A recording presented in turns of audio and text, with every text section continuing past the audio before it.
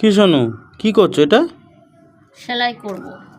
বাপ রে বাপ, তুমি সেলাই করতেও জানো? শোনো, আমি জানতাম এতদিন তুমি খেতে শুতে ঘুমাতে জানো আর মোবাইল ঘাঁটতে জানো, তুমি সেলাই কাটতেও জানো? হ্যাঁ,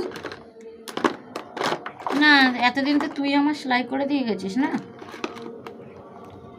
কোথা তাই না? থেকে শিখলে সেলাই? কই আমাকে তো বলনি। তোর দাদুর কাছ দিয়ে। আমার দাদু স্বর্গে। ওই স্বর্গের থেকে এসে আমার সেলাই শিখিয়ে দিয়ে গেছে। ও, বাহ, ভালো জানিস তুই? ভালো ভালো, তাহলে পয়সাটা বেঁচে যাবে। নাইটিগুলো নিয়েছি দোকানে, বললাম পয়সা দে, দোকান থেকে সেলাই করে আনি। কঞ্জুস কোথাকারে। ও তো সুতো কিনে দিয়ে আসলাম তো।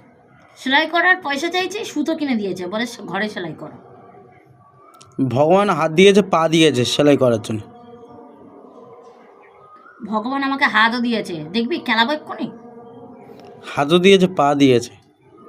বাজে ছেলে। এই হাত, এই পা দিয়েছে। ছিঁড়তে পারে না, দাঁতে জোর নেই। তুমি দাঁত মাজো না? না, দান বাজি নেই, দেখি।